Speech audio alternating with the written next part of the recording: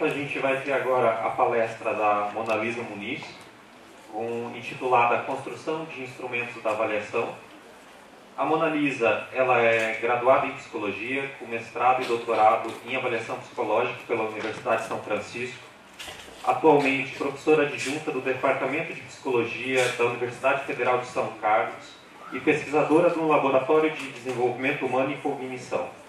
É membro da diretoria do Instituto Brasileiro de Avaliação Psicológica desde 2009 e eleita futura presidente desta instituição. Tem experiência na área de psicologia, com ênfase em fundamentos e medidas da psicologia, atuando principalmente nos seguintes temas: avaliação psicológica, inteligência, avaliação dinâmica, inteligência emocional, desenvolvimento e aprendizagem. Gostaria então de convidar para a palestra a Monalisa.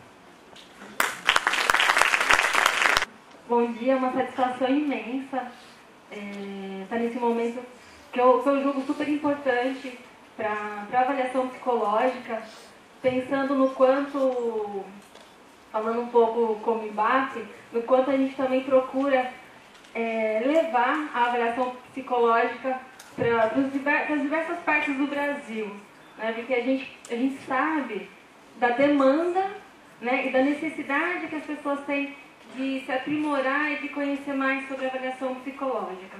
Então, para mim é um prazer, quero agradecer muito mesmo a Alexandra, ao Conselho Regional de Psicologia, à Universidade Federal aqui de vocês, e falar que eu sempre vou estar à disposição para a gente conversar, para a gente debater. Ao final tem o meu e-mail, quem quiser entrar em contato, pensar em pesquisas, enfim, mandar perguntinhas, até aquelas perguntinhas que a Alexandre enviou, mostrou ontem, tá? Todas as respostas para aquelas questões vocês já encontram na página do SATEX. Mas enfim, eu fico sempre à disposição de vocês. Depois da palestra brilhante da Cássia, eu sou cria da São Francisco, cria da Cássia, então vocês podem imaginar a felicidade que eu tenho de ter sido criada com todas essas percepções e conhecimento, reflexões e críticas em relação à avaliação psicológica e aos testes psicológicos, que é o que eu vou falar um pouquinho hoje aqui com vocês, ok? Então, sou Monalisa Muniz, hoje eu estou na Universidade Federal de São Carlos. Lá eu sou professora de avaliação psicológica na graduação. Na pós-graduação eu tenho uma matéria, uma disciplina que é sobre construção de instrumentos, e a gente sempre percebe a dificuldade que os alunos têm e a necessidade mesmo de conhecimento em relação a essa área. Durante 3 anos eu fui coordenadora de uma especialização em avaliação psicológica e eu viajava, o Brasil todo, sempre ministrando o primeiro módulo, que era fundamentos, ou alguns módulos de inteligência. E nisso a gente via essa demanda que eu coloco para vocês, porque as salas eram lotadas e vinham turmas atrás de turmas buscando essa especialização. Tá? Então, a gente sempre vai voltar na questão da formação mesmo. Nós não temos uma boa formação, mas como a professora Cássia colocou, também não tem como a gente dar um espaço total dentro da graduação.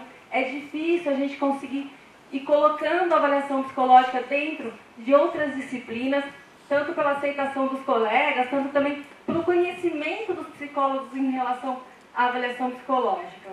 Então a gente sempre volta nessa questão da formação em avaliação psicológica. Se a gente pensar a avaliação psicológica, quando a gente pensa, por exemplo, na especialidade em avaliação psicológica, a gente pensa isso justamente para poder dar uma melhor formação, né? Porque realmente a avaliação psicológica, ela é inerente ao psicólogo, não tem como, né? Quando a gente fala desse preconceito em relação à avaliação psicológica, aos instrumentos, não tem, todos nós fazemos isso direto, nós somos psicólogos, necessitamos de fazer avaliação psicológica, tá? Eu sempre costumo falar, não é avaliação psicológica, não são os testes psicológicos, somos nós. Se alguém rotula, esse alguém é o psicólogo, tá? Não é o teste e não é a avaliação psicológica. Somos nós que temos a incompetência para fazer isso. Então não é, a avaliação psicológica é isso, o teste psicológico é aquilo. Ok, concordo plenamente que nós tivemos testes terríveis. Mas e cadê o psicólogo frente a isso? Né? A gente não pode, opa, é o teste, a avaliação. Não, somos nós que fomos incompetentes para isso. Ok? Então, quem faz algo de errado não é a avaliação, muito pelo contrário. Se nós temos a avaliação, se nós temos os testes, eles estão aqui para fazer o bem. E faz o bem sim. É só você, enquanto psicólogo, saber utilizá-lo muito bem. Ok? Então, esse preconceito não tem argumento nenhum. Não tem fundamentação nenhuma. Tá? Então é isso que eu volto. É você, enquanto psicólogo. Aí eu penso, e as outras práticas em avaliação em psicologia? Tem tanta coisa errada também, mas é sempre a avaliação psicológica que está em pauta. Por quê? Porque realmente é um trabalho imensamente importante para nós, e necessário e obrigatório no nosso trabalho. Se a gente erra numa avaliação, a gente pode estar ali definindo a vida de uma pessoa. Né? Então, por isso que a avaliação psicológica sempre fica com esse destaque. Mas as outras práticas em psicologia também tem profissionais mal formados. A gente sabe disso. Mas, enfim, é sempre a avaliação psicológica que acaba ficando um pouco mais em destaque. Bom, falado isso, esse meu momento, amo avaliação psicológica e teste psicológico, e a gente tem que pensar nisso, mas eu sou bem crítica, tá? Tanto que desde a minha formação, a gente sempre procura melhorar, tanto o campo da avaliação psicológica, quanto dos testes psicológicos, que é o que eu vou falar com vocês hoje. Que é justamente esse tema da minha palestra com vocês, que é construção de instrumentos psicológicos. Aí eu vou falar justamente daquele ponto que é mais frágil, né? Frágil porque veio desse ponto, quando a gente fala do preconceito, é sempre por conta dos testes, né? Porque as pessoas sempre, parece que é sinônimo, né? Teste, avaliação psicológica, eles sempre caminharam muito juntos, e as pessoas foram fazendo avaliação psicológica só utilizando testes, né? Então, o teste, ele sempre foi muito assim, nossa, testagem, está testando, vai estigmatizar, enfim. Então, essa minha fala vai justamente para esse lado da avaliação psicológica, que são os instrumentos, os testes psicológicos, é como a Cássia pontuou. A avaliação psicológica ela é todo um processo. São as técnicas, as entrevistas, as observações e os instrumentos psicológicos. Tá? Então eu vou falar justamente desse ponto, da construção de instrumento psicológico, para a gente também começar a perceber o quanto a gente estuda para fazer uma construção, o quanto a gente pensa assim no ser humano para fazer essa construção, no quanto a gente pensa na cultura, nas questões sociais para fazer a construção de um instrumento. O instrumento que você utiliza, que hoje ele é liberado pelo conselho, é um instrumento que passou por diversos processos, tá? E pensando nisso tudo, desde o primeiro item elaborado, ou melhor, desde da primeira ideia sobre o que seria esse teste, tá? Então é isso que eu quero conversar com vocês hoje. Eu também deixo bem livre para quem quiser ir fazendo perguntas já no meio, para a gente ir conversando, ok? Bom, isso é o item de um instrumento psicológico, e de um instrumento psicológico relacionado à inteligência. Mas não é um instrumento de inteligência geral. É um instrumento de raciocínio indutivo, né? Um fator da inteligência. Okay? E é um instrumento de inteligência por raciocínio indutivo para crianças. E crianças de 6 a 10 anos de idade. Okay? E por que todas essas informações são importantes? Porque para eu conseguir chegar em cada uma dessas figuras e no raciocínio que ali está embutido, eu precisei pensar em tudo isso. E é isso que a gente vai conversar um pouquinho hoje. Eu não teria como ter montado esse item sem pensar que ele seria para criança de 6 a 10 anos, para crianças que têm visão, para crianças, tá? Eu não teria conseguido montar esse tipo de instrumento. E nem se eu não entendesse, se eu não soubesse sobre inteligência e especificamente sobre o que é um raciocínio indutivo. Eu não teria feito esse item, tá? Então, é isso que agora eu vou conversar um pouco com vocês e que eu acho importante a gente já ir tendo ideia do que é a construção de um instrumento, de um item, de um instrumento que você vai utilizar. Tá? Porque não é feito de qualquer forma. Tá? É muito minucioso a construção de um instrumento. Por conta dessas três questões colocadas nos quadradinhos. Para avaliação, a investigação do funcionamento dinâmico, do funcionamento cognitivo, afetivo, emocional do sujeito. Para o diagnóstico e para as intervenções. Porque o instrumento ele vai ajudar nisso tudo. Ele não vai concluir tudo isso. Ele não vai chegar nas respostas para tudo isso. Ele somente vai ajudar em todo esse processo que é feito dentro da avaliação psicológica. Só que por meio do instrumento, eu consigo coletar informações. Vocês não fazem entrevistas? A entrevista a gente coleta informações. Observação, a gente coleta observações. Dinâmica, a gente coleta observações. Instrumento, a gente vai coletar também alguns dados do sujeito. E a gente vai juntar tudo isso, analisar tudo isso em relação à pessoa ou a um grupo. Tá? Mas os instrumentos, eles são importantes porque eles têm evidências científicas.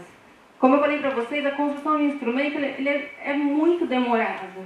Né? A gente passa por diversas pesquisas científicas para comprovar que o instrumento realmente é válido, é preciso, é um bom instrumento.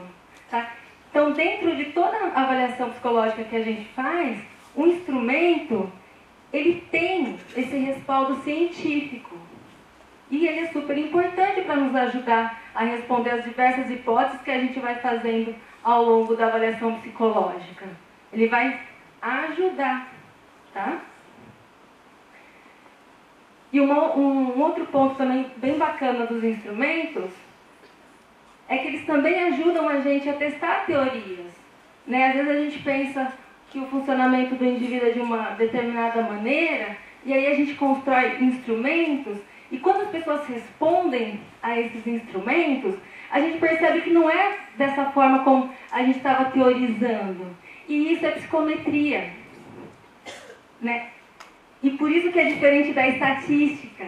Claro que a estatística é extremamente importante para a psicometria, porque ela nos ajuda nisso tudo. Mas quando a gente pensa em psicometria, a psicometria é isso. Né? Ela vai ajudar a gente a compreender todo esse funcionamento por meio de instrumentos, mas não é de instrumentos. É porque a gente constrói esses instrumentos para que as pessoas nos deem respostas, para que a gente possa observar de uma forma mais sistematizada, mais padronizada, tá? Para a gente conseguir compreender o funcionamento. Ok? Então, isso é basicamente a psicometria, mas aí é claro que nós temos diversas questões envolvidas, como a validade dos instrumentos, porque para eu confiar nas respostas que o sujeito está dando a partir do instrumento que eu apresento, eu tenho que confiar que aquele instrumento é válido, que aquele instrumento é preciso. Tá? Então aí também entra a questão da psicometria, que ela nos ajuda em todo esse processo de validação, de precisão, de normatização dos instrumentos. Que aí quando, claro, entra a questão da estatística também. Tá? Mas é importante a gente fazer essa diferença. Que a psicometria ou que a estatística, o pessoal junta tudo. E não. Tá? Não é assim. Uma coisa ajuda a outra, claro. Tá? Mas é legal a gente pensar dessa forma, que a gente vai desmistificando algumas coisas. E a gente vai aceitando melhor por que existe isso ou aquilo. Tá?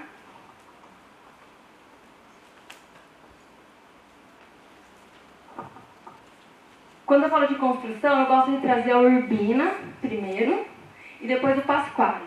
A Urbina, que vocês vão ver, ela dá um geral de todo o processo de construção que a gente faz. E aí, com o Pasquale, tem alguns pontos que ele vai mais específico. Tá? Então eu vou pontuando para vocês desse geral e depois a gente entra nos específicos e a gente vai conversando sobre cada uma dessas questões. Que é importante, dentro de tudo isso, também ter uma visão crítica e reflexiva em relação a essas questões que eles pontuam. Bom, a primeira coisa é esse planejamento que a Urbina coloca. Especificar o construto, né, que você pretende avaliar. Então, o que você vai avaliar? O que você quer avaliar com esse instrumento que você está pensando em construir? E para isso, você tem que conhecer. Como eu falei, eu não teria construído um instrumento de raciocínio indutivo se eu não soubesse muito bem sobre a teoria da inteligência. Eu tenho que conhecer teoricamente o fenômeno, o objeto, o construto que eu vou trabalhar. Eu tenho que entender, saber muito bem, porque senão eu não consigo construir um instrumento. Especificar a população. É a mesma coisa. Quando a gente pensa na construção, é tudo automático. Eu penso, vou fazer um teste assim indutivo para criança. Automaticamente eu já vou pensando quais tipos de itens eu posso elaborar que são para crianças. Porque se for para adolescente ou para adulto, serão outros tipos de itens, outros tipos de frases, é uma outra forma. Até a maneira como a gente pede para que a pessoa responda é diferente. Então, é tudo muito junto. Tá? Então, pensei no construto, pensei na população para que eu vou desenvolver esse instrumento. Aí, especificar os objetivos dos itens a serem construídos, que é justamente isso. Eu vou avaliar inteligência? Não, mas que parte da inteligência? Né? Que fator da inteligência? Que não tem como avaliar a inteligência geral. Tá?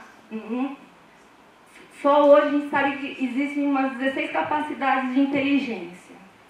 Então, não tem assim, vou avaliar o todo de uma inteligência. Não. Tá? Então, eu tenho que saber o que eu vou avaliar da inteligência. É raciocínio indutivo? Porque se for raciocínio visoespacial, já é um outro tipo de item. Super diferente do que esse item que eu apresentei para vocês. Ok?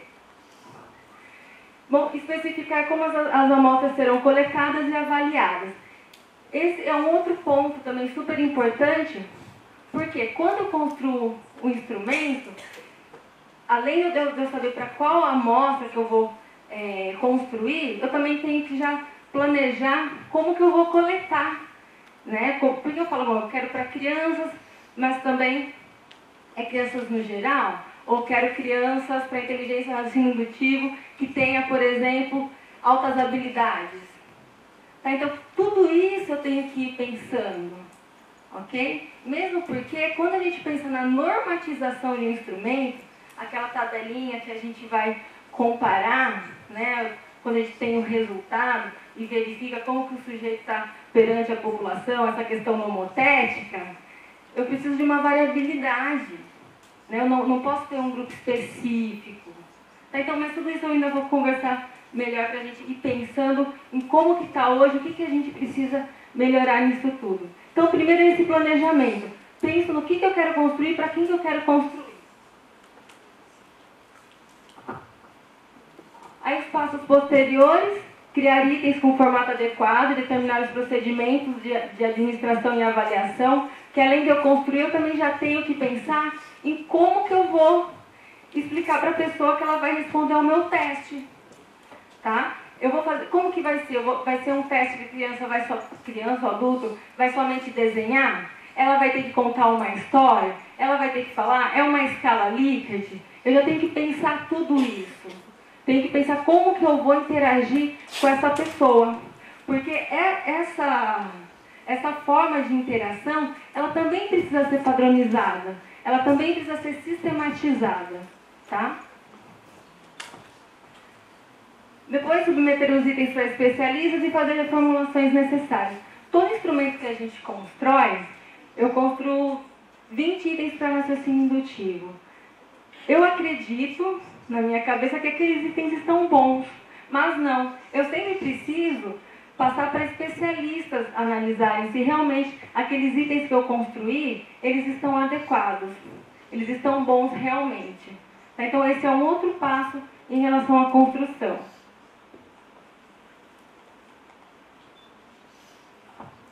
Depois ela também coloca para a gente testar os itens numa amostra representativa, que daí, depois que passa para os especialistas, eles verificam que os itens estão bons. Eu vou aplicar esses meus itens numa amostra representativa de pessoas para eu poder verificar se realmente os itens estão ajustados, como que as pessoas estão respondendo esses itens, para, se necessário, eu fazer toda a reformulação que eu perceber que é necessária para cada item do instrumento. Então, esse é um outro passo. E aí, eu vou fazendo aplicações até eu verificar que o teste realmente está bom. E nessas aplicações é quando eu vou observando também a validade e a precisão do instrumento, tá? Por meio de estudos empíricos com o instrumento.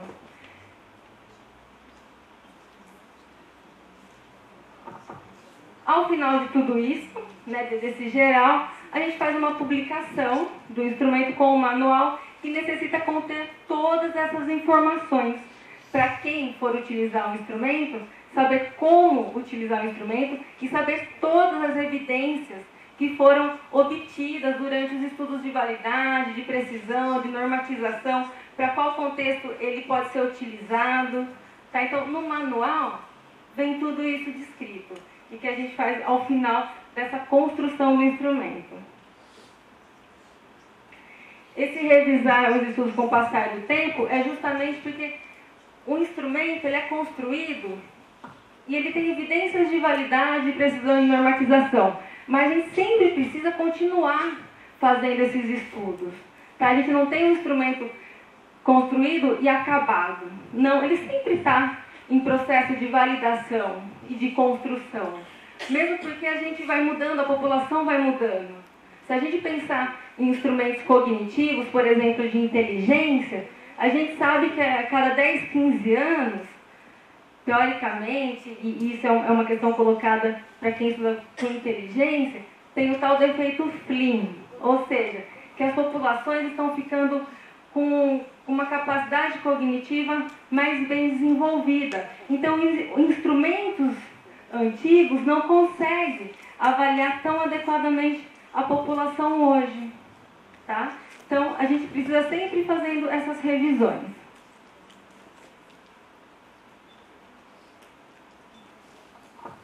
Tendo esse geral, só para vocês terem ideia do como é complicado e é difícil construir um instrumento e de todo o cuidado que a gente tem que ter, tá? Então eu quis dar esse geralzão de você pensar no que você quer avaliar, pensar na população, construir os itens, mandar para especialistas, fazer quantos estudos forem necessários de validade, precisão e normatização, para depois você poder publicar e para depois ele chegar na mão do profissional para ser utilizado. Porque aqui no Brasil a gente tem o sistema de avaliação dos testes psicológicos que verifica se o teste é ou não psicológico e se ele está com os requisitos mínimos para que o profissional possa utilizá-lo. Então, até chegar nisso, tem instrumento que demora 10 anos. 10 anos tem instrumentos. Porque é muito difícil, é muito complicado. Então, quando você tem um instrumento sendo utilizado hoje, você tem confiança nele. Porque ele passou por todo esse processo, e além de ter passado por todo esse processo, ele foi submetido ao Conselho Federal de Psicologia, no sistema de avaliação dos testes psicológicos, do SATEPS, e as pessoas que trabalham no SATEPS, pareceristas ad hoc, também verificaram se o teste realmente está bom para ser utilizado. Mas pensa em tudo, em todo esse processo que ele passou, né? Então o teste, ele é confiável sim. Tá? Ele é um instrumento super importante para o profissional. Aí vai do profissional saber utilizar os resultados obtidos com ele. Tá? Se você vai utilizar os resultados de forma errada, é uma questão tua e de não formação muito boa sua, mas não do teste. Tá? E aí eu trago o Pasquale, que ele vai pontuando algumas questões que é super importante a gente pensar. Quando a gente pensa em construção de instrumentos, ele coloca essas 4 habilidades que a gente tem que ter. E tem. Que é a psicometria, porque senão você não sabe, não vai saber como construir um instrumento, como validar, como chegar na precisão, para que serve o instrumento, tá? Disciplinas de teorias psicológicas, porque é isso, quando eu falo para vocês que eu construo um instrumento, eu tenho que saber muito bem sobre o que eu vou avaliar, o que eu vou mensurar, eu tenho que ter todo esse conhecimento. Eu tenho que saber, se eu quero saber de inteligência, além de saber de inteligência, eu tenho que saber de desenvolvimento também. Porque como que eu sei que o instrumento para a criança é diferente? Como que eu sei que a interação com a criança é diferente? Como que eu sei que os resultados que vão vir de uma criança, como que eu vou analisar isso depois? Como que eu vou interpretar a interpretação que eu faço de um resultado? Eu falo de inteligência porque é a minha área, mas isso vale para tudo. Para personalidade, por exemplo, como eu tenho instrumentos de personalidade para criança. É muito diferente a interpretação e a análise que eu faço de traços, de características de personalidade de uma criança e que eu faço de um adulto. A compreensão que eu tenho daquele resultado é muito diferente, a criança ainda está em desenvolvimento. Então eu tenho que conhecer tudo isso. Eu tenho que conhecer teoria cognitiva, eu tenho que conhecer de teorias da personalidade, eu tenho que conhecer, eu tenho que saber. Senão eu não consigo construir um instrumento psicológico. Bom, muito menos também utilizar. Tá? Mas só para vocês perceberem o quanto é difícil. É difícil, não é fácil construir um instrumento, não é fácil. Aí tem que ter conhecimento de disciplinas de delineamento de pesquisa, as disciplinas de metodologia, tá? De fundamentos de metodologia. Como que eu faço uma pesquisa? Quando eu falo para vocês do processo de validade, de precisão, de normatização, como que eu vou pensar? Como que eu vou delinear tudo isso? Quais as amostras? Como que eu aplico? Como que eu faço o desenho dessa pesquisa? Eu tenho que conhecer disso, eu tenho que conhecer dessas pesquisas. E o outro ponto que ele traz são as disciplinas estatísticas. Por quê? Porque eu sempre vou mexer, né? Quando eu falo em construção de instrumentos, eu vou utilizar técnicas estatísticas, procedimentos estatísticos, para compreender também as respostas dos indivíduos. Tá? Então, eu preciso ter todo esse conhecimento na construção de um instrumento. E, pessoal, quando eu falo na construção de instrumento, eu queria frisar muito aqui que tudo que eu estou falando não é só para teste psicológico, não, viu? Não é. Nós, enquanto psicólogos, trabalhamos em diversos contextos que a todo momento nos pedem para fazer uma pesquisa. Por exemplo, uma pesquisa de clima organizacional. E você, psicólogo da empresa, vai construir um questionário, vai construir uma escala. Você tem que ter tudo isso. Tudo bem que você não precisa passar por todo esse processo imenso, se não é um instrumento, um teste psicológico que vai ser utilizado para normatização. Mas qualquer questionário que você faça para a tua monografia, tem questões aqui que são essenciais. Tá? Então, tudo isso que eu estou falando não é só para instrumento psicológico. A gente vai pensar, instrumento. Não, para técnicas psicológicas também. Tá? Quando eu penso em construir qualquer coisa, eu tenho que, no mínimo, saber a teoria disso, o que vai embasar, como que eu faço, para que eu estou delineando desse jeito ou daquele, por que eu estou fazendo a técnica dessa forma ou daquela, para quê? Então, muitas coisas que a gente trata em construção de instrumentos psicológicos, elas são válidas para diversas outras ferramentas que a gente também utiliza. E isso é super importante, porque em monografia, teses, dissertações, a gente sempre está construindo alguma coisa para poder avaliar, que seja uma entrevista estruturada, semi-estruturada, mas você precisa tomar todo esse cuidado. Você tem que ter um mínimo de validade desse instrumento que você está utilizando, porque senão os dados que você vai coletar com ele pode ser dados inválidos por conta da forma que você construiu a tua entrevista, construiu o teu questionário, que na verdade não auxiliou em nada para verificar, para tentar observar, ou para tentar coletar dados para responder a tua questão de pesquisa.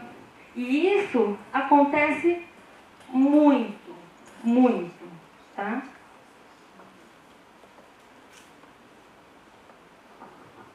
Aqui são só as etapas que o Pasquale coloca do procedimento teórico, empírico e analítico. O teórico é desse conhecimento que é o que eu vou tratar mais com vocês. O empírico é da metodologia de como a gente faz as pesquisas para validade, precisão, normatização. E esse procedimento analítico é quando a gente utiliza mesmo as ferramentas estatísticas para analisar os instrumentos. Tá? Ele divide nesses 3 pontos. Isso daqui é um organograma somente daquela parte teórica. De todo o processo que é feito, somente da parte teórica da construção de um instrumento. Complexo, não é? Até a gente chegar no instrumento elaborado para poder ser aplicado, para poder iniciar as pesquisas, demora bastante, demora muito, tá? Claro que também tudo isso vai depender do seu conhecimento, do quanto você está se aplicando nesse instrumento.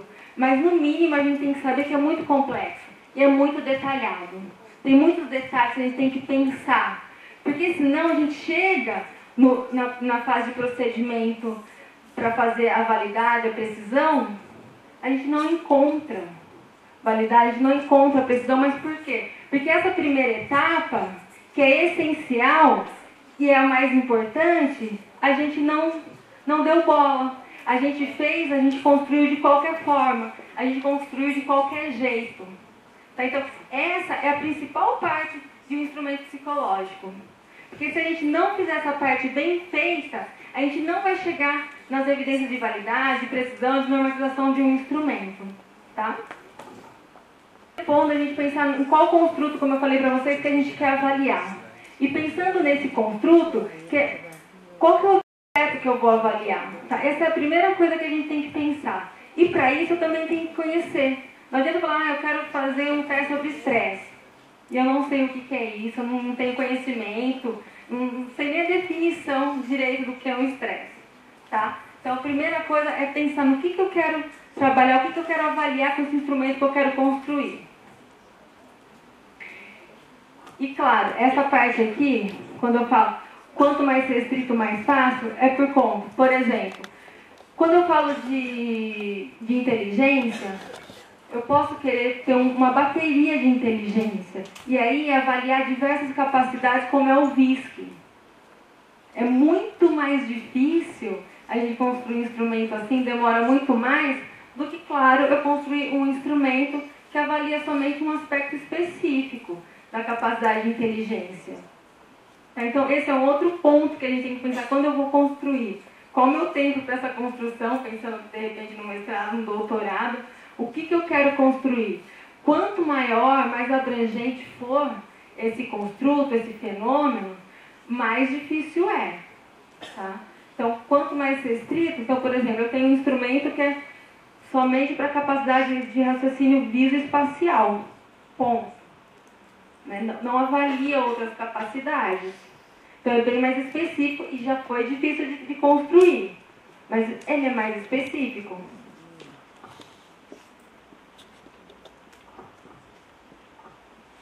Aqui é só, o Pasquale faz essa separação do construto e dessa especificidade. Tá? Então por isso que ele pontua o sistema e a propriedade desse sistema. Então são essas coisas que eu pontuei para vocês. Desse geral e de algo mais específico. E a dimensionalidade do atributo, por isso que eu falo, tem que saber muito sobre o construto que você quer construir. Por quê? Se eu falar inteligência emocional, na teoria mais bem aceita sobre inteligência emocional, ela tem 4 capacidades: percepção das emoções, conhecimento emocional, facilitação das emoções para o pensamento e administração das emoções. Se eu vou construir um instrumento de inteligência emocional, eu tenho que ter conhecimento disso e construir itens para cada um desses fatores. Tá? Então, se eu vou pensar num instrumento para inteligência emocional, ele vai ser um instrumento maior, porque vai estar avaliando esses 4 fatores. Mas eu posso falar, não quero de inteligência emocional, eu só quero avaliar a percepção das emoções. Então, eu vou construir um instrumento que avalia só esse fator. Mas eu tenho que ter a ideia, eu tenho que saber, eu tenho que ter o conhecimento do que as teorias falam sobre esse construto. Qual é a dimensionalidade dele? Como personalidade, você vai construir um teste de personalidade? Qual teoria você vai seguir? Essa teoria pontua que tem quantos traços a personalidade? Quantos fatores?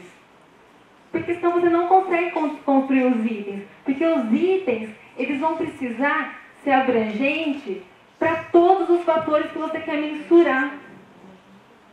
Então, se eu falo de percepção da emoção, os itens são muito diferentes dos itens que eu construo para a administração das emoções. São muito diferentes. Mas dos 2 fatores que são da inteligência emocional. Okay? Então, tem que pensar também nessa dimensionalidade do construto. A definição do construto, né, que é você realmente saber o que é esse construto conceitualmente. Então, o que é inteligência emocional? É a capacidade que o sujeito tem de perceber, raciocinar, enfim, administrar as emoções em si e nos outros. Então, dentro do meu instrumento, eu vou construir itens que avaliam tudo isso em relação ao sujeito e dele em relação a uma outra pessoa, por exemplo, tá? Então, eu tenho que saber a definição desse construto. Eu vou seguir uma teoria, tá? Ou, o que está acontecendo muito hoje, a gente percebe que as teorias não estão dando conta de tudo.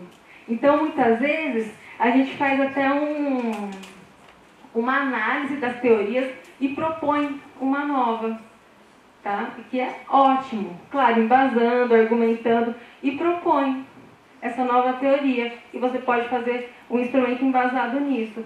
Porque, às vezes, as teorias não dão conta do que realmente você quer avaliar, porque uma fala de um jeito, outra fala de outro, enfim. Então você pode unir essas teorias. E isso está acontecendo bastante na psicologia, não só em relação aos instrumentos psicológicos, tá? Mas para a compreensão de vários construtos psicológicos. E além dessa definição, que é essa conceitual que eu falo para vocês, a operacional é a mais importante dentro do instrumento psicológico. Por quê?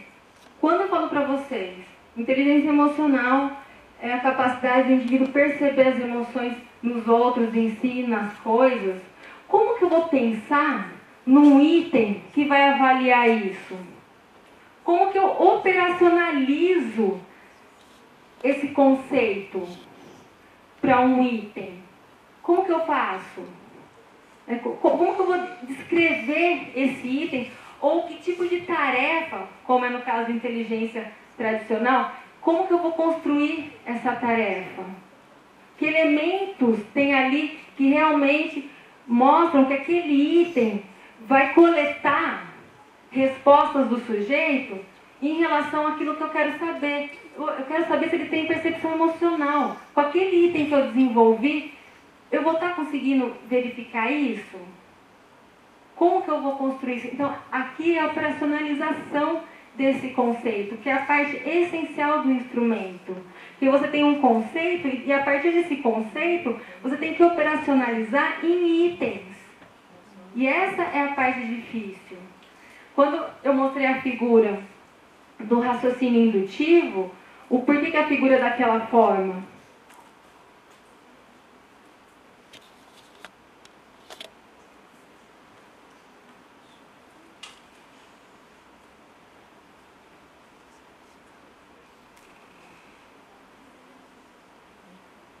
Basicamente, o raciocínio indutivo é a gente perceber semelhanças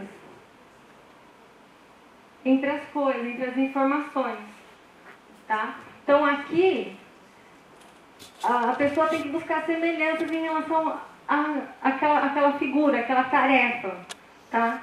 Então, a mão, luva, cabeça, é um item fácil, tá? Cabeça, chapéu.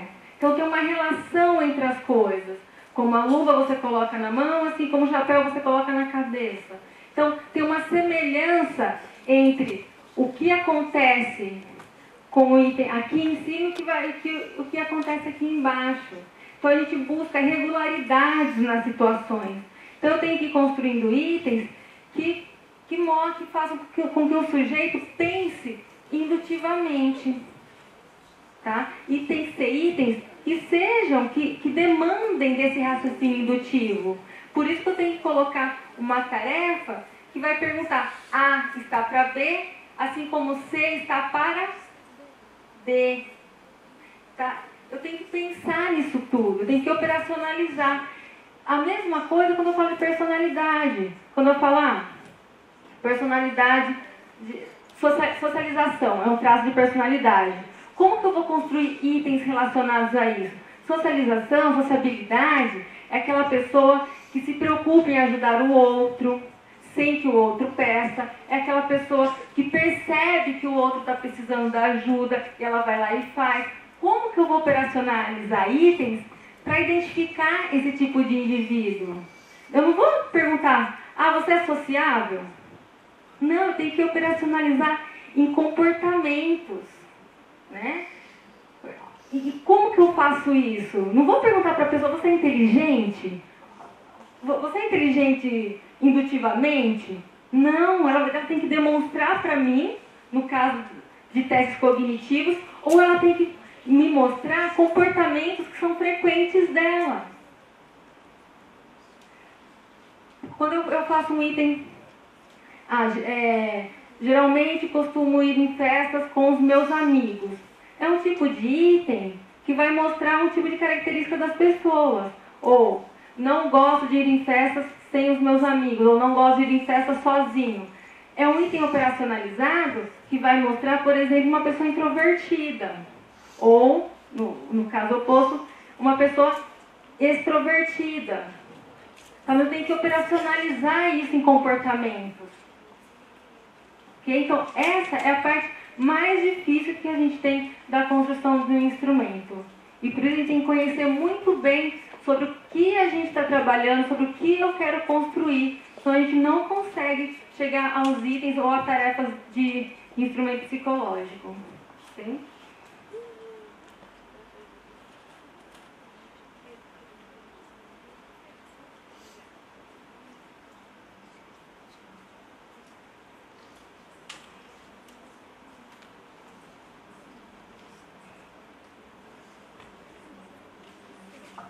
Aqui é essa operacionalização que eu já comentei com vocês em relação aos itens.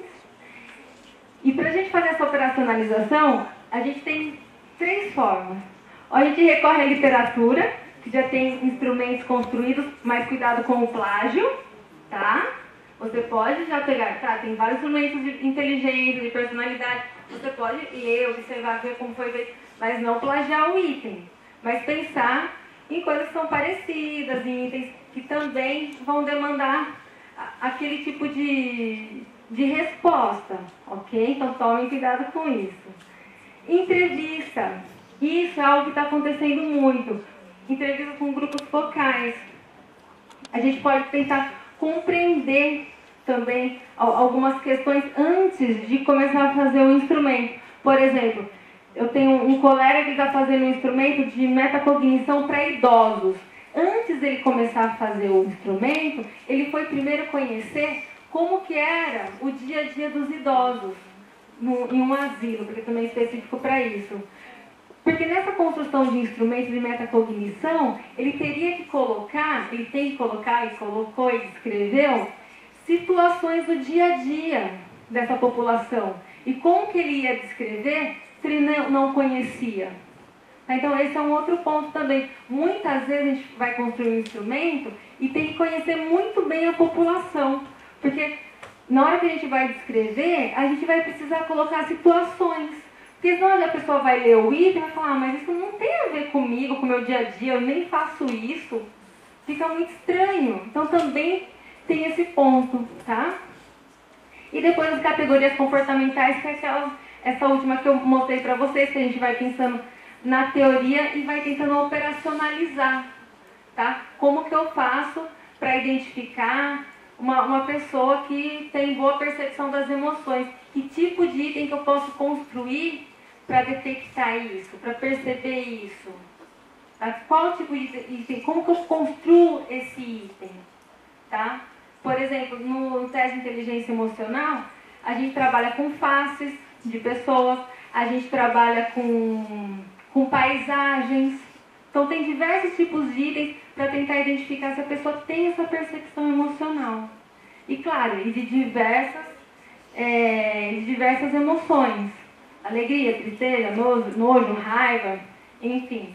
Tá? Então, tem que pensar nisso tudo. Aí o Pasquale coloca algumas regrinhas para essa construção dos itens.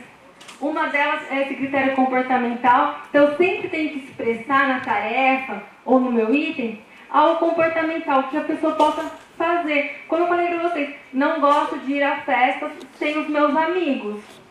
É um comportamento dela, que ela vai julgar se aquilo realmente tem a ver com ela ou não.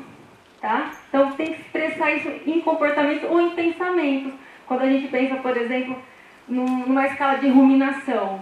Ruminação é um termo da teoria cognitiva, daquelas pessoas que quando estão num humor mais deprimido, começam a ter muito pensamento, geralmente são pensamentos negativos e não param. Fica ruminando aquela ideia direto, tá? Como que eu faço? Então, eu vou expressar. Quando passo por situações tristes, não consigo parar de pensar, por exemplo.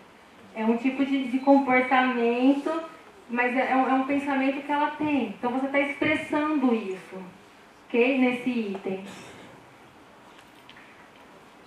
Esse de aptidão e personalidade é que quando a gente trabalha com capacidade, a gente sempre avalia desempenho.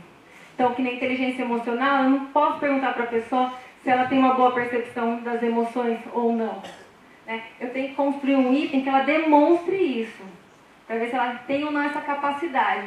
E quando a gente trabalha com questões afetivas emocionais, personalidade, é mais uma questão de interesse, motivação, frequência de comportamento, que não tem algo certo ou errado. Diferente de quando a gente pensa em capacidade, sempre vai ter uma resposta certa ou errada.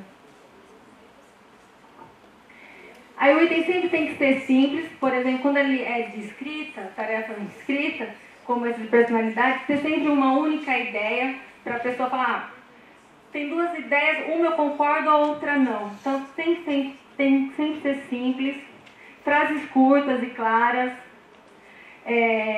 Esse critério da precisão, quando eu vou construir os itens, eu tenho que pensar, daí também já vai valer para outras coisas, eu tenho que pensar que o item, ele tem que avaliar um contínuo desse construto. Então, quando eu falo de personalidade introvertida ou extroversão, eu tenho que pensar em itens que avaliem tanto a pessoa que é muito ou pouco introvertida, tá?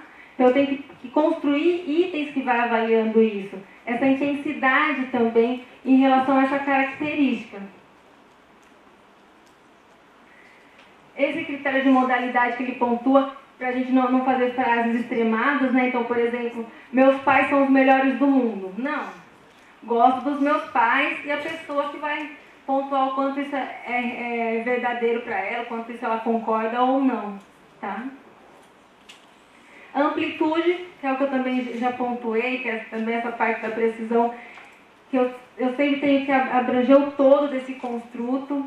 Então, ou quando eu falo assim, inteligência emocional, eu tenho que conseguir ter itens para os 4 fatores de inteligência emocional, como é proposto em uma das teorias. Então, caso contrário, eu não vou estar abrangendo todo esse construto, eu não vou estar realmente avaliando a inteligência emocional, se eu não fizer essa quantidade de itens, tá? Esses tipos de itens. E esse equilíbrio, que foi o que eu também já comentei. Todo teste tem itens fáceis, médios e difíceis. Para a gente responder em teste de inteligência, tem itens mais fáceis, tem itens mais difíceis, e a gente precisa construir dessa forma, para a gente poder avaliar uma variedade, toda a variabilidade de pessoas que a gente vai poder encontrar. Então, por exemplo, se eu tenho uma pessoa muito inteligente e um teste muito fácil, ela vai gabaritar, só que eu não vou saber realmente qual é a capacidade dela, porque se ela gabaritou, eu não vou saber até onde ela conseguiria fazer ou não, tá? A mesma coisa, um teste muito difícil, e a gente não consegue atingir nem o segundo item. É muito complicado. Então eu tenho que ter essa variabilidade de facilidade, de dificuldade em relação aos itens. Quantidade de itens no instrumento. Vai depender do que você está avaliando. Quantos itens eu faço? Vai depender do que você está avaliando. Eu posso ter 10 itens no instrumento. Ou eu posso ter 146 itens, caso da bateria fatorial de personalidade, a BFP. Vai depender do que você está avaliando, a quantidade de fatores que você vai avaliar, e também depois, a quantidade de itens que você faz, ele pode não permanecer. Lembra quando vai passar para os especialistas? Depois que você constrói os itens e passa para os especialistas, eles podem identificar que tem diversos itens que não são bons. Ou você pode modificar, você pode retirar. Depois que passa pelos estudos de validade, precisão também. Há momentos que você vai retirar itens até chegar no formato final, tá? Então a gente constrói, mas não necessariamente o instrumento final vai ter aquela quantidade. E tudo vai depender do que você vai estar avaliando. Como eu falei, se você avalia algo mais específico, a quantidade de itens vai ser menor do que se você avalia personalidade como um todo. Aí tem que ter uma quantidade maior, porque, sei lá, 5 traços de personalidade. Tem que ter itens para todos esses, para toda essa quantidade de traços que o sujeito pode apresentar, tá?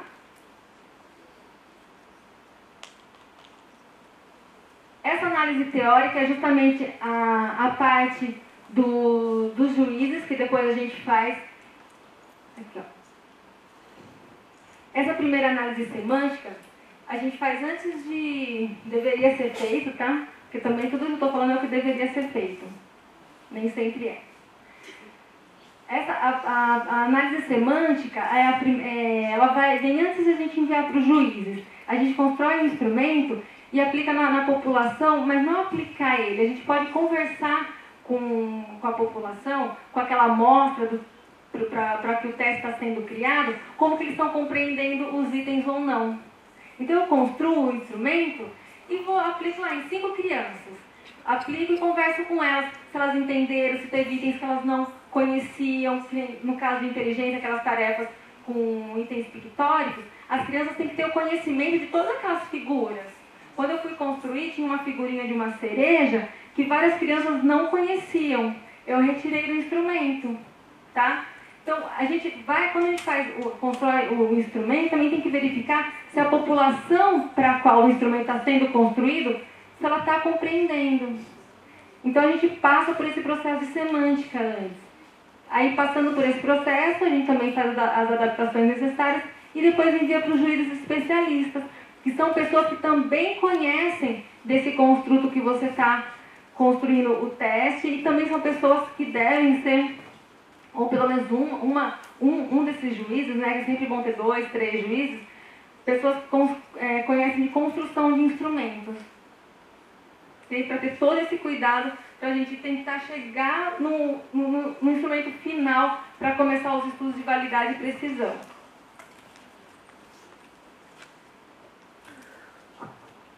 Bom, depois de ter feito toda essa parte teórica dos instrumentos, como eu falei, é o que deveria ser feito, e que às vezes não é feito, mas deveria ter todo esse cuidado, porque a gente chega nessa parte do procedimento experimental com um instrumento muito mais consistente, um instrumento mais confiável, um instrumento já trabalhado e já com evidência de validade de conteúdo. Porque todo esse processo teórico é uma evidência de validade de conteúdo. Quando você passa por todo esse processo, tá? Por todo esse cuidado validado em relação na construção do instrumento. Já é uma validade. Tá? Então aí vem essa parte experimental, que é aquela parte do delineamento, dos experimentos, das pesquisas que a gente vai construir.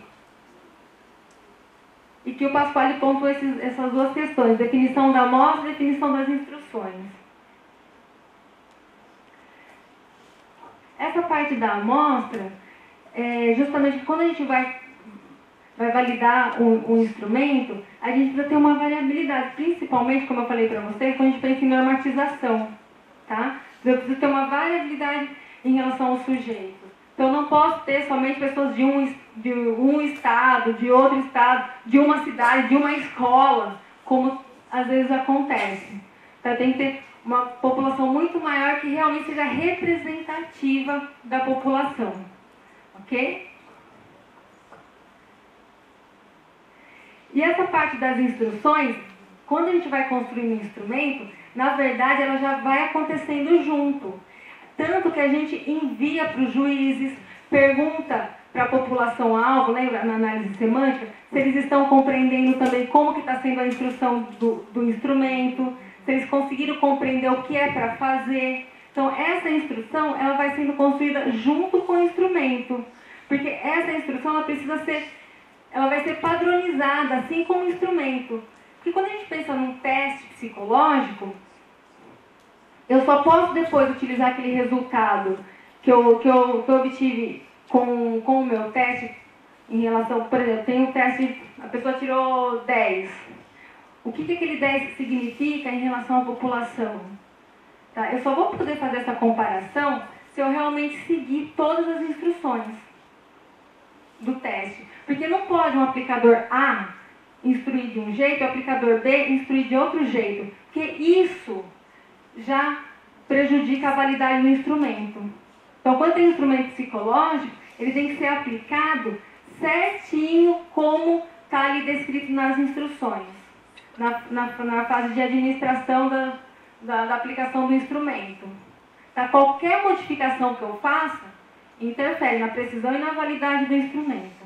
Okay?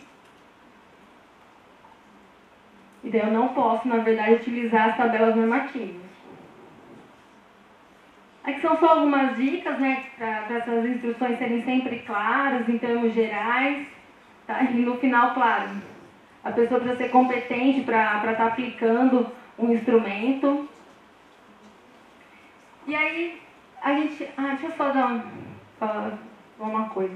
Quando eu falo para vocês que a gente não pode fazer a mudança na aplicação, eu estou falando isso para quando a gente vai utilizar as tabelas normativas.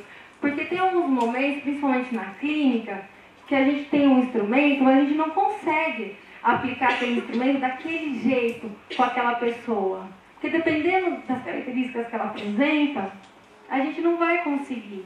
Mas não tem problema. A gente então pega, aplica de uma maneira que depois a gente vai fazer a comparação e a análise só daquele sujeito, com ele. A gente não vai ficar pegando o resultado dele e comparando, verificando, porque a gente mudou. Porém, a gente pode fazer uma análise qualitativa, tá? Só que, claro, quando você vai fazer um laudo, um relatório, aí não dá, tá? Aí é muito mais complicado, porque você precisa se embasar mesmo no teste, nas evidências dele. Mas na clínica, naquela coisa mais qualitativa, a gente às vezes acaba tendo que fazer isso, porque não consegue aplicar o instrumento da forma como ele foi validado. Tá? Mas aí é aquilo que eu falei, a gente não vai usar as tabelas normativas, a gente vai analisar de uma forma qualitativa como se fosse uma técnica. Ok? Isso acontece às vezes em avaliações neuropsicológicas. Tá? Então, só esse parênteses em relação aos instrumentos. Fez tudo isso, a gente vem para esses procedimentos analíticos, para a gente chegar na parte da validade, precisão e normatização do instrumento, que não vai dar tempo de eu falar para vocês. Mas também, eu falo muito, né? A validade do instrumento, mas isso é um ponto que eu quero frisar mesmo. Nenhum teste é válido. O que é válido são as interpretações que a gente faz dos testes. Então não existe, esse teste é válido. Não. Esse teste tem interpretações que foram validadas em relação a determinadas coisas, a determinado contexto. Tá? Então, o teste é válido? Não. O teste tem interpretações que foram validadas. Então, ele tem evidências de validade. E quanto mais evidências de validade, melhor. Tá? Aqui eram só os vários tipos de evidências de validade que nós temos. Desse lado aqui são as que a gente utiliza, a terminologia que a gente utiliza hoje. Tá? Mas aí tem as referências. A precisão do instrumento, que é quanto o instrumento ele é livre de erros. Tá? A gente nunca vai ter um instrumento 100% confiável, como nada é na psicologia. Okay? A entrevista muito bem feita que você faz não é 100% confiável. A observação que você faz muito bem não é 100% confiável. A dinâmica que você faz não é 100% confiável. O teste também não é 100% confiável. Por isso que a gente tem que juntar tudo isso dentro de uma avaliação psicológica. Tá? E daí nós também temos diversos tipos de validade, precisão. E aí até que chega a padronização e a normatização. Eu faço essa diferença de padronização e normatização porque às vezes tem literatura que traz a padronização como a normatização, usa a mesma palavra para coisas diferentes. Padronizar é você padronizar as regras de aplicação do instrumento, como que você vai aplicar, onde você vai aplicar, em quem você pode aplicar. Essa é a padronização. E a normatização são aqueles dados adicionais para a gente poder interpretar o score do sujeito em um determinado teste. Para a gente poder analisar o score do indivíduo, para a gente poder analisar o desempenho dele ou o que ele respondeu em relação ao instrumento. Essa é a normatização, tá? Que é diferente da padronização.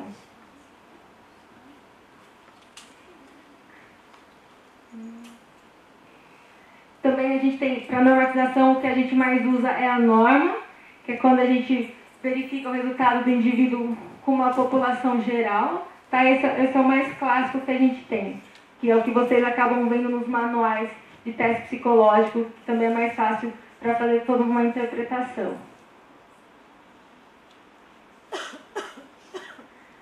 Aqui tem só duas referências, mas de tudo isso que eu falei, poderia colocar mais um monte de referências para vocês, porque essas são questões que já vêm sendo bastante discutidas na avaliação psicológica, em relação aos instrumentos psicológicos, mas o que eu acho importante mesmo da gente fixar é toda essa complexidade que é a construção de um instrumento.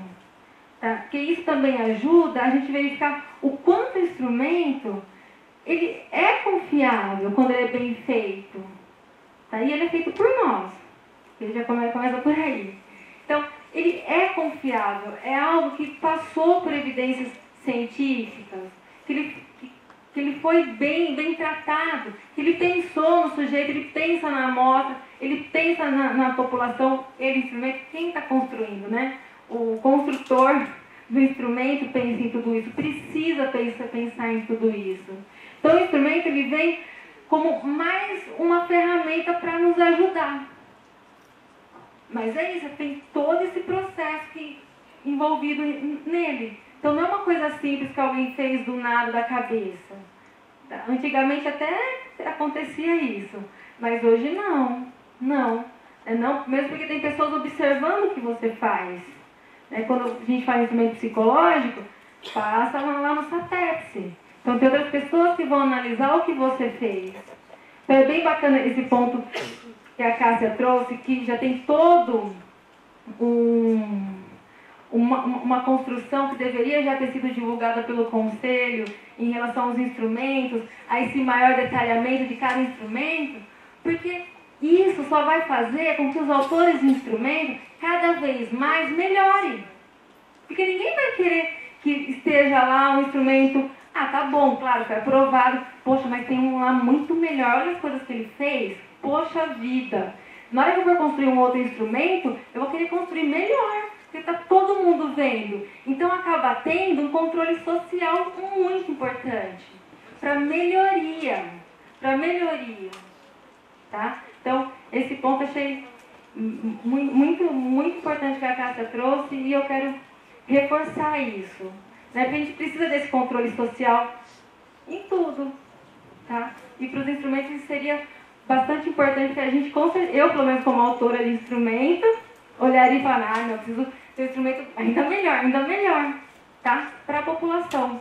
Porque a finalidade última da avaliação psicológica, última e aqui a mais importante, por que a gente faz tudo isso, é para o bem do indivíduo, é para o bem do grupo.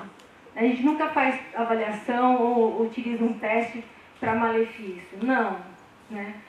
Eles existem, tudo isso existe para o benefício. Se acontece um malefício, é o psicólogo. É o psicólogo. Mal formado, mal intencionado, não sei. Mas é o psicólogo. Porque o instrumento, a avaliação, só vem mesmo para nos ajudar. E muito. Tá? Bom, não consegui falar tudo que eu queria. Eu sei que eu falo muito. Mas é isso. Fico à disposição e agradeço pela atenção de vocês. Obrigada.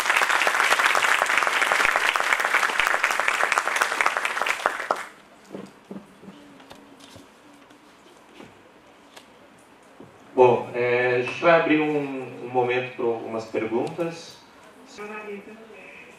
Meu nome é Simone, eu sou psicóloga, fui orientada da professora Alexandra Chamati, tenho muito carinho por ela. Foi por conta dela que eu tenho interesse, né, em avaliação psicológica, procurar informação, porque realmente há poucas iniciativas em avaliação psicológica aqui no Estado, né? Então eu entendo a Alexandra como precursora em várias áreas, inclusive na avaliação psicológica. Como que a gente pode fazer para iniciar isso aqui em Campo Grande? Em quem a gente pode se referenciar, né, para fortalecer um grupo de estudo? Que ideia é estudar para a gente fazer isso? Porque eu sei que em vários estados a construção de instrumentos, né, está muito à frente do nosso estado. Como que a gente pode iniciar isso aqui?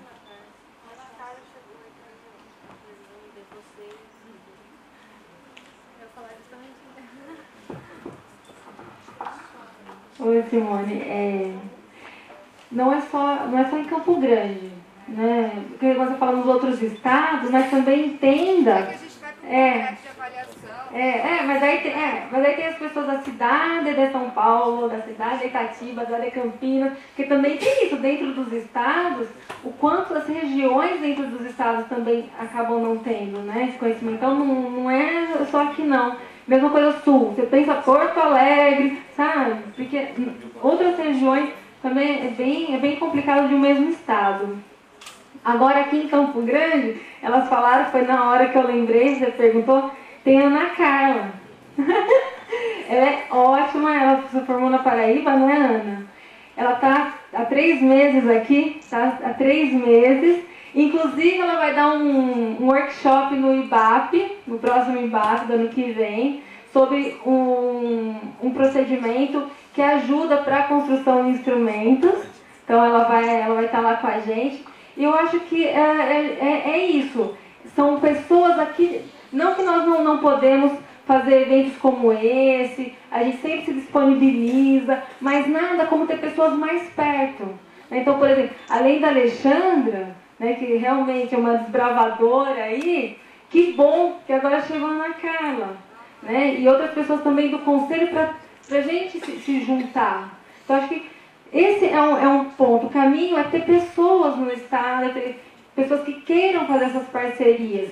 Porque eu posso falar para você, olha, o que você precisar de mim, o que você quiser saber, compartilhar, estou à disposição. Tem os congressos, o congresso do IBAP vai acontecer o ano que vem, tem outros eventos, e a gente sabe dessa necessidade. Né? Então, por exemplo, se agora vocês investirem num laboratório aqui, nossa, isso vai ser perfeito, porque vai conseguir juntar, unir pessoas que gostam desse assunto, do tema, e tendo um laboratório, você consegue fazer ainda mais parcerias. Então, acho que hoje eu falei para você que além da Alexandre tem a Ana Carla, que tenho certeza que vem para uma grande contribuição. Nós temos Fernando Ulisses, acho que no CDB, tem a professora Norma também, que está trabalhando, não sei se a Norma está trabalhando com avaliação psicológica. Eu sei que tem a Sandra Armoa na Unigran, tem o FGD, que tem um grupo trabalhando com avaliação psicológica. Então, assim, nós temos, sim, no Estado, pessoas de referência, o que a gente está querendo construir é uma política. E a ideia desse trabalho aqui é a gente começar, né, a criar esse grupo de trabalho. Tem no CDB também a professora Sônia Grubitz, que foi uma precursora, não sou eu a precursora, não. A gente aprendeu muito testes com a professora Sônia, ela nem foi desbravadora em relação à psicologia do trânsito aqui em Campo Grande. No Mato Grosso do Sul, Mato Grosso, ainda quando o Estado não era dividido.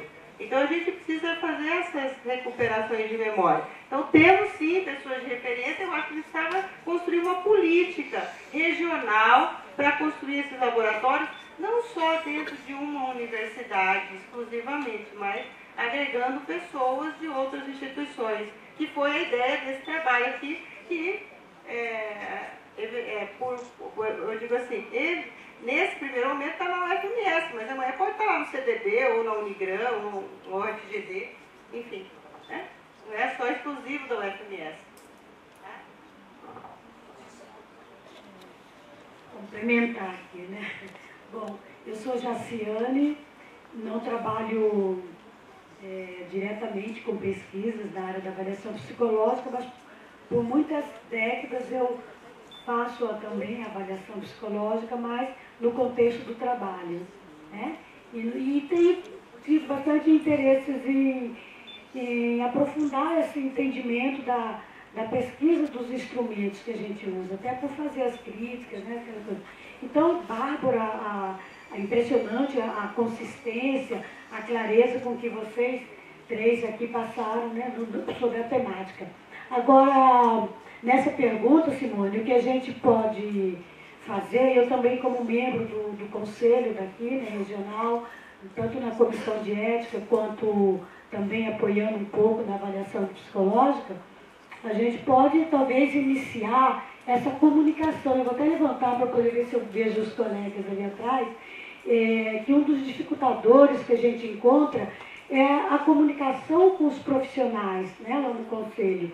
Então, talvez a gente possa iniciar essa agregação de todos esses profissionais, de todas essas lideranças na temática que temos aqui, que a Alexandra acabou de citar, e iniciar esse processo de agregar, porque eu tenho também esse conhecimento, isso que a Alexandra colocou, que tem sim pessoas estudando aqui em Mato Grosso do Sul, né?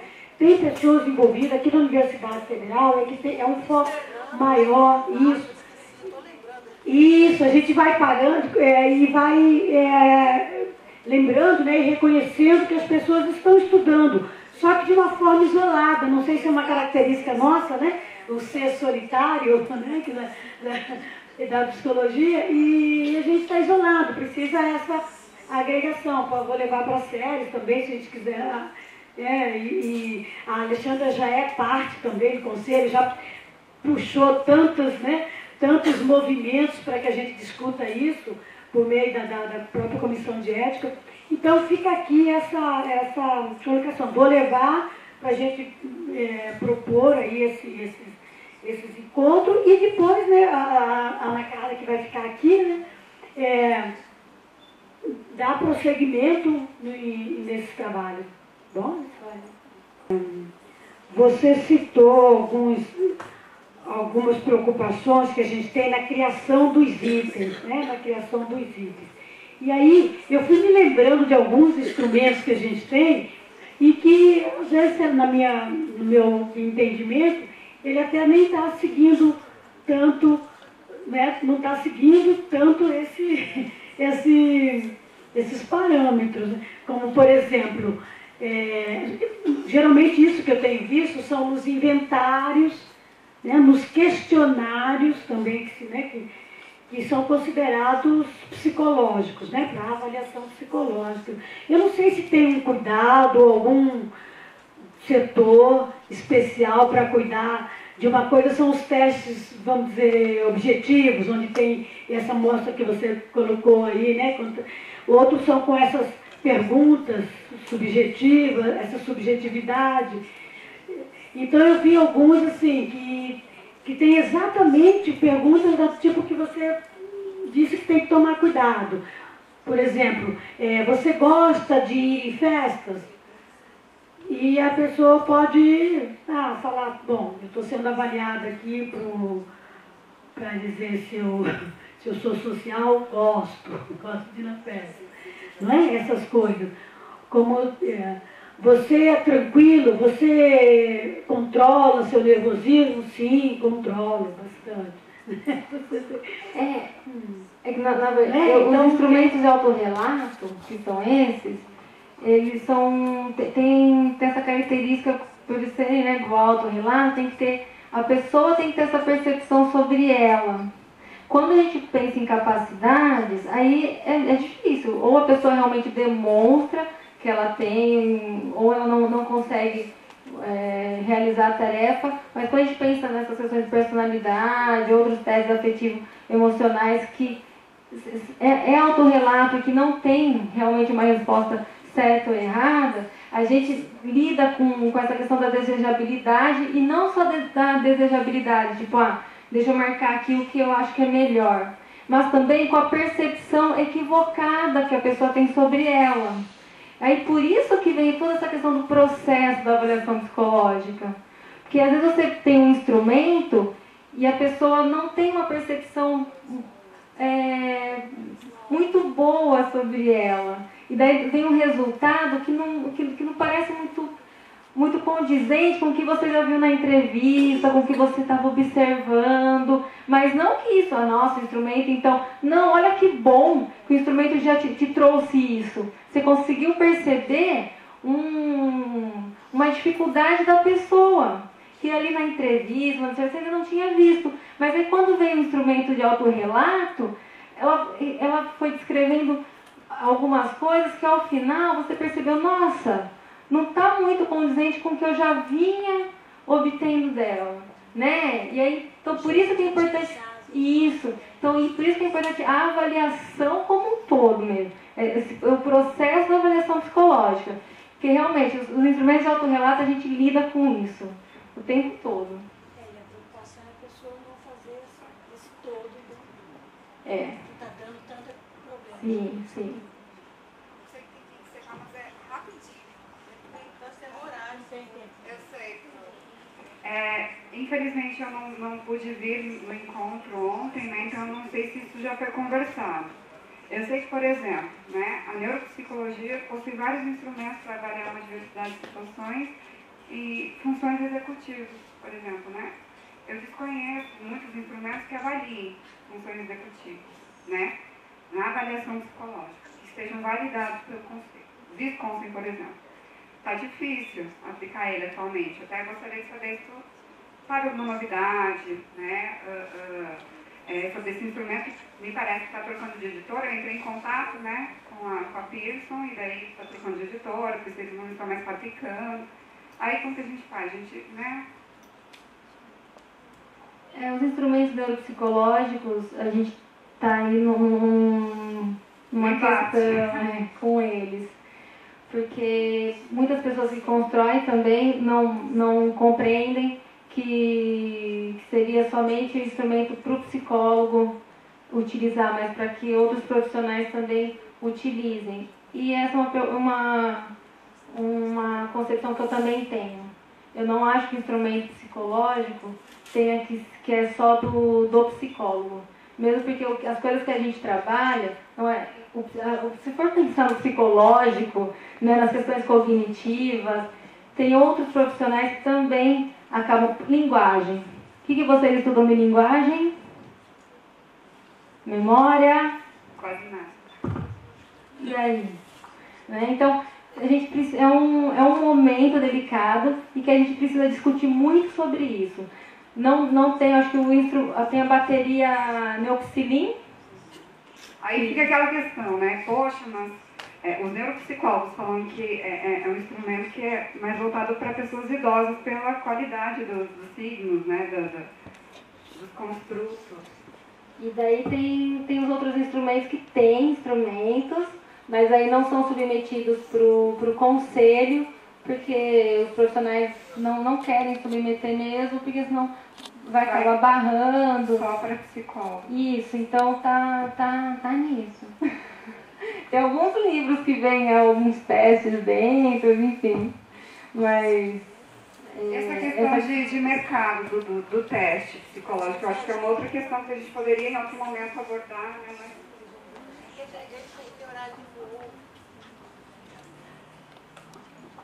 Concordo totalmente. Você sabe que nos IBAPs já faz uns 10 anos que a gente discute tudo isso.